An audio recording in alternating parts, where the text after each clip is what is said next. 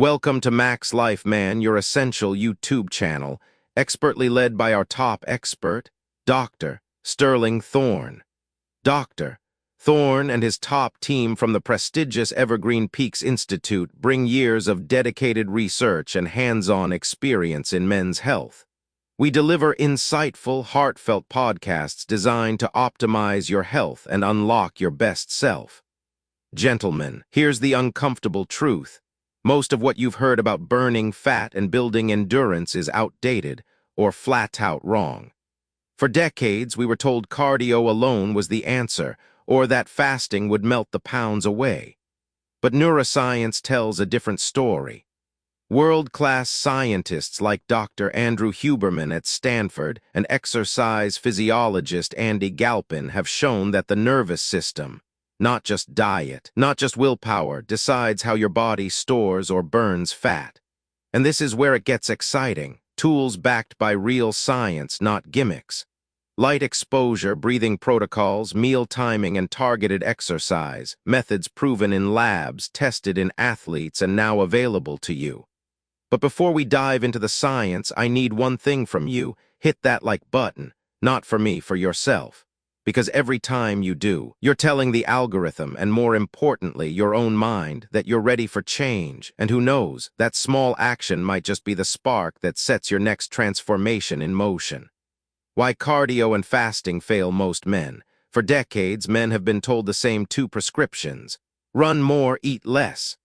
Cardio will burn the fat. Fasting will melt the pounds. And yet, look around. If those strategies truly worked, we wouldn't see millions of men over 40 still struggling with the same stubborn belly fat despite years of pounding treadmills and skipping meals.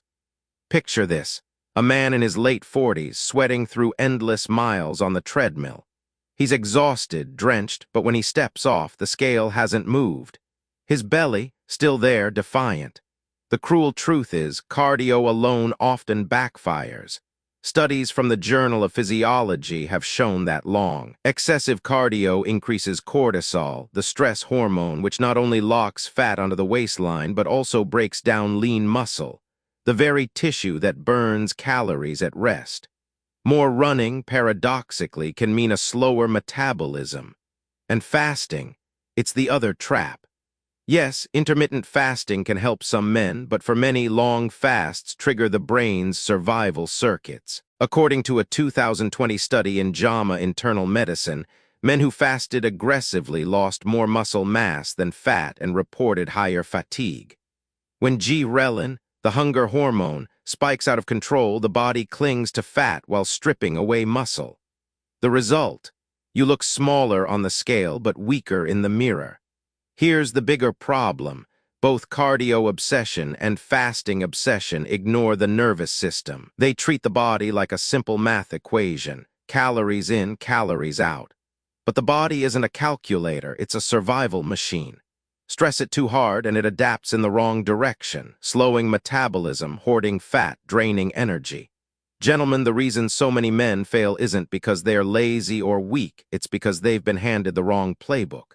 Cardio and fasting can be tools, yes, but when misused, they become traps. And until you understand the hormones, the nervous system behind fat loss, you'll always feel like you're rowing upstream with a broken paddle. The brain as the hidden engine of fat loss. Most men think fat loss begins in the kitchen or the gym. But the truth, the real battlefield is higher up in the brain. Every craving, every late-night snack, every collapse of willpower doesn't start in your stomach. It starts in your hypothalamus, the command center no bigger than a grape, sitting deep inside your skull. This tiny structure is mission control. It listens to hormones like leptin and ghrelin, your fullness and hunger messengers, and decides whether to burn fat or store it. A 2020 study in Nature Neuroscience showed that even before you make a conscious decision about food, the hypothalamus has already set the tone. Will your body release fat or guard it? That's why diets built only on eat less fail. You're not battling food, you're battling survival circuits, and survival circuits are stubborn. Push too hard with fasting or endless cardio and your brain interprets it as famine or threat. The response? Slow metabolism, stronger cravings, more fat locked away. Think about those late-night hunger attacks. You ate well all day, but suddenly at 10 p.m., chips and ice cream scream your name. That isn't just bad habit. Research from Stanford medicine shows that circadian shifts in the brain's reward circuitry make high-calorie foods far more tempting at night. In other words, your brain stacks the deck against you after dark. And here's where I want to hear from you. Have you noticed that cravings actually spike the moment you decide to diet clean? It's almost as if your brain rebels the second you draw the battle lines. Tell me in the comments, yes or no, does this happen to you? Because when I read through your feedback, I see the same pattern repeated by men across the country. The brain isn't your enemy. But unless you understand its rules, its rhythms, its hormones, its survival drives, you'll keep losing a war you were never meant to fight head-on. Work with the brain, not against it, and fat loss shifts from impossible to inevitable. Mini Q and a segment. You know I read the comments you leave. And sometimes your questions say more about the struggle of real men than any textbook ever could. Let me share a few that came in last week. Dr. Thorne, I've been fasting 16 hours a day for 2 months, but instead of feeling lighter, I feel exhausted. Am I broken? Not broken. What's happening is biology. A study in JAMA Internal Medicine 2020 showed that aggressive intermittent fasting often leads to muscle loss and fatigue when protein intake and nutrient timing aren't balanced. Fat loss isn't about starving the body, it's about teaching the brain to feel safe enough to burn. My advice: don't fight hunger with willpower alone. Feed wisely, especially protein early in the day, and let the nervous system know you're not in famine. Here's another one. Doc, I've been running 5 miles every day. Why hasn't my belly shrunk? This is the cardio trap. Research from the Journal of Physiology proves that chronic high-volume cardio spikes cortisol. High cortisol locks fat in and strips muscle out. That's why so many men end up leaner in the face but rounder at the waist. Cardio has its place, but it must be balanced with resistance training, the kind that signals your nervous system to build, not just to burn. And one more that made me smile. Is it true that cheat meals boost metabolism, or is that just wishful thinking? Here's the nuance. Occasional higher-calorie meals can nudge leptin and thyroid hormones upward, but a 2017 review in Obesity Reviews warned that so-called cheat days often reinforce binge reward cycles in the brain. Translation: it can do more damage than good. Instead of cheating, think flexibility. Plan an indulgence, enjoy it, and move on without guilt, without spiraling. Metabolism isn't broken, it's misfired. So many men over 40 come to me saying the same thing. Doc, my metabolism is broken, nothing works anymore. But here's the truth. Metabolism doesn't break, it adapts. Think of your body as a cautious accountant. When you slash calories too aggressively, the accountant tightens the budget. Resting metabolic rate slows, hunger hormones rise, satiety hormones fall. The brain interprets dieting not as health, but as famine. A 2016 follow-up study on the Biggest Loser contestants, published in Obesity Journal, revealed that even 6 years later, their resting metabolism remained significantly lower than expected. Their bodies had learned to defend fat stores with relentless efficiency. Add age into the mix, and the effect deepens. By the time a man reaches his 50s, he's already losing lean muscle mass, a process called sarcopenia. Muscle is metabolically active tissue. It burns calories even at rest. Research in the journals of gerontology, medical sciences shows that men can lose up to 1% of muscle mass per year after midlife if they don't train to preserve it. Less muscle means fewer fuel burners, which makes fat easier to store. Stress only compounds the problem. Chronic elevations of cortisol, whether from poor sleep, long work hours, or emotional strain, act like a brake on fat loss. Elevated cortisol not only encourages abdominal fat storage, but also increases cravings for calorie-dense foods. The nervous system, locked in survival mode, keeps the body clinging to its reserves. So no, your metabolism isn't broken. It's misfired. It's been taught by years of yo-yo dieting, lost muscle, and chronic stress to protect fat instead of burn it. And the way forward isn't to punish the system harder, it's to retrain it. Preserve muscle through resistance training. Align circadian rhythm with light and sleep. Send the nervous system signals of abundance, not scarcity. When you do, metabolism stops being a locked door. It becomes a living system again, responsive, flexible, ready to burn. The Huberman connection. If you've been following neuroscience, you've probably heard of Dr. Andrew Huberman at Stanford. His work has reshaped how we think about metabolism, energy, even fat loss. What makes his lab so compelling is that the findings aren't just for elite athletes. They are practical tools for ordinary men. Take light exposure. Huberman's research shows that getting sunlight within the first hour of waking doesn't just sharpen focus. It recalibrates your circadian rhythm, stabilizes energy, and yes, influences how your body burns fat. Miss that signal, and your nervous system drifts off beat, nudging you toward cravings at night, or meal timing. A Cell Metabolism 2019 study backed by his lab highlights that eating earlier in the day aligns metabolism with daylight, improving glucose control and fat oxidation. It isn't just what you eat, but when you eat that rewires the system. Now, before we go deeper, let me slide in a quick reminder. If you haven't hit that subscribe button yet, do it now. Think of it as your own circadian reset.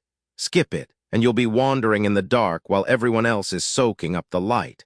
And hey, subscribing doesn't torch calories, but it does save you from burning time on bad advice. That's the beauty of Huberman's work.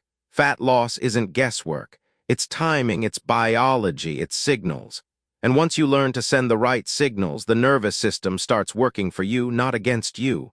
The hormone factor. If the brain is the command center, then hormones are the messengers carrying its orders throughout the body. And when it comes to fat loss, these messengers can either open the gates or slam them shut. Let's start with insulin. Most people think of it only as the sugar hormone, but it's really the master switch for fat storage. When insulin levels remain elevated, whether from frequent snacking, refined carbs, or poor sleep, the body resists burning fat. A 2018 paper in the Journal of Clinical Endocrinology and Metabolism showed that men with chronically high insulin it's not just about masculinity to accumulate it's about visceral fat. Regardless of how many promotes lean muscle, they consume. And muscle is the furnace that burns calories even while you rest. Harvard Health reports that low testosterone in men leads to muscle loss, slower metabolism, and greater abdominal fat. Worse still, that belly fat produces more aromatase, an enzyme that converts testosterone into estrogen, creating a downward spiral. Then there's the duet of leptin and ghrelin, your hunger and fullness hormones. When leptin signaling fails, the brain never gets the "I'm full" message. At the same time, ghrelin rises, making every craving feel louder. Research in Obesity Reviews 2019 confirmed that during restrictive dieting, these hormones shift dramatically, sabotaging even the most disciplined efforts. Finally, cortisol, the stress hormone. Elevated cortisol doesn't just make you anxious. It promotes fat storage around the abdomen and increases appetite for calorie-dense foods. Chronic stress, poor recovery, and sleep deprivation all act like a hidden hand pushing men toward belly fat. So when men say, "Doc, I feel like my body is fighting me," they are right. Hormones are part of that resistance, but the good news is, hormones are not destiny. With the right cues, resistance training, sleep hygiene, nutrient timing, you can recalibrate the system. And when the messengers get back in tune, fat loss feels less like a war and more like a natural rhythm returning. Myth-busting segment. Every week I get messages from men who are trying hard but trapped by myths that refuse to die. Let me read you a few. The first came from James, 61, who wrote, "Doc, my trainer keeps telling me that the more I sweat, the more fat I lose. I leave the gym drenched, so why isn't the scale moving?" James, here's the truth. Sweat is not fat leaving the body. It's your cooling system, nothing more. The American Council on Exercise has been clear on this. Sweating is about temperature regulation, not calorie burn. You could sit in a sauna, pour out 2 pounds of water weight, and still walk out with the exact same body fat. The fat is only burned when the nervous system signals energy release, not when your shirt is soaked. Another letter came from David, 55. I've been doing 200 sit-ups every night. My abs are strong, but my belly fat hasn't changed. Am I doing something wrong? David, you're not doing something wrong, you're doing the wrong thing. This is the myth of spot reduction. Harvard Health has emphasized that fat distribution is systemic. Sit-ups will strengthen the muscles, yes, but the fat covering them responds to hormones, metabolism, and total energy balance, not local crunches. If you want the belly to shrink, you must address the whole system: strength training, neuro hacks, hormones, not just the abs. And here's a classic from a subscriber named Robert. My neighbor swears that eating after 8 p.m. automatically turns food into fat. Should I stop dinners entirely? Robert, this one has lived too long. The clock doesn't turn food into fat, the context does. A 2020 meta-analysis in obesity reviews found that eating late can impair glucose control, yes, but it's not magic. It's the disruption of circadian rhythm that matters.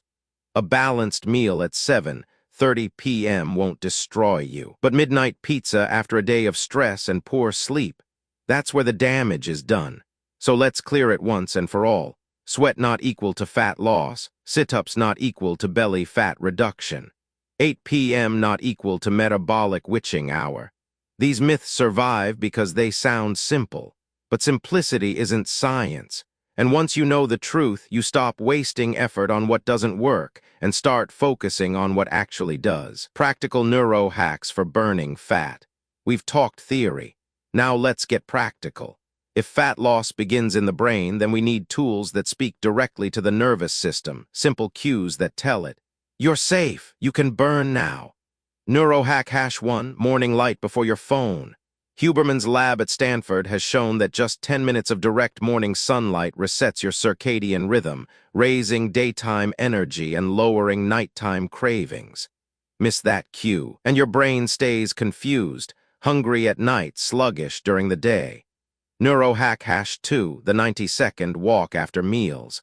A 2022 review in Sports Medicine revealed that even light post-meal movement improved blood sugar control and boosted fat oxidation. 90 seconds, that's it. Not a marathon, just a stroll to teach your body how to handle food more efficiently. Neurohack #3, controlled breathing to calm cravings. Stress keeps cortisol high and fat locked in. Harvard Health confirms that slow, deliberate breathing, 5 seconds in, 5 seconds out, signals the vagus nerve to flip from fight or flight into rest and digest. That single switch lowers cortisol and opens the gate to burn. Neurohack #4, protein front-loading. The Journal of Nutrition, 2018, found that men who consumed 25-30 grams of protein at breakfast had lower ghrelin, the hunger hormone, throughout the day. Translation: steadier energy, fewer cravings, more efficient fat use. Now I want to turn this to you. Be honest. Have you tried any of these already? If yes, comment 1 below. If no, comment 0. I read those numbers and they tell me where you are on this journey. And trust me, once you put even one of these hacks into practice, you'll see how quickly the body remembers what it was built to do. Because fat loss isn't about punishing harder, it's about sending smarter signals, training the nervous system. When most men think of exercise, they think of burning calories. But calories are the smallest part of the story. The real transformation happens in the nervous system. Muscles don't just move because they decide to. They move because the brain sends signals through neural pathways to recruit fibers. And here's the key: those signals can be trained. A 2019 study in the Journal of Physiology showed that consistent resistance training improves neural efficiency before muscle size even increases. In plain English, the nervous system learns to recruit more fibers more effectively.